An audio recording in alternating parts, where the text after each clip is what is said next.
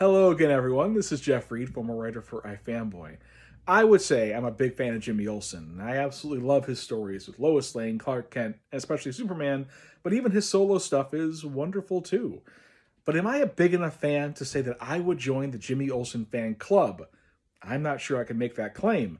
Now, the Jimmy Olsen fan club debuted in the pages of Superman's pal Jimmy Olsen, number 37, all the way back in 1959. It's contained within this Showcase Presents volume here. In that story, it's shown that the Jimmy Olsen fan club has regular meetings and has a clubhouse, and they love to hear the stories that Jimmy tells them about his adventures, mostly with Superman. And would I want to sit in a room all day and just hear Jimmy regale us with tales?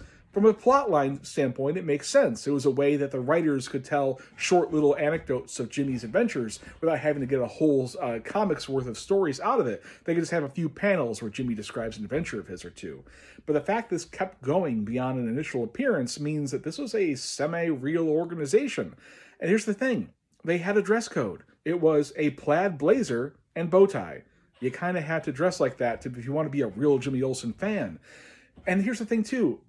You think that they were fans of Jimmy Olsen because of his proximity to Superman. That was mostly what Jimmy talked about. The fans couldn't glom onto Superman because he was some untouchable being who was saving Metropolis time and again. But Jimmy was a down-to-earth kid, so they could, reach out and touch him. But there's even a time when the Jimmy Olsen fan club is meeting, Superman is napping literally 3 feet away from one of these kids, and they ignore him completely and just stare in awe at Jimmy Olsen as he regales them with tales of his adventures with Superman. Superman's right there. Why are you not, freaking out about that, kids? In any case, the Jimmy Olsen fan club also had the problem of having membership that didn't really know much about what was going on, and in fact, one of the members named Danny nearly stripped Superman's powers from him permanently by almost exposing him to gold kryptonite. Oh, Danny.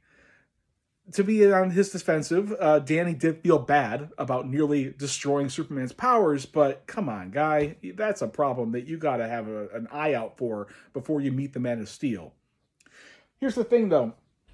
In Matt Fraction and Steve Lieber's recent Jimmy Olsen miniseries, the Superman fan club came back. They hadn't really appeared since the Silver Age, but because Matt Fraction and Steve Lieber were having such a fun time bringing all these Silver Age elements back, of course, the Jimmy Olsen fan club is part of it. They're a little more multicultural now, they're a little more inclusive of all genders, but still, to have the idea that you would be a fan of Jimmy Olsen more than Superman, I don't know if I could say that's true for me.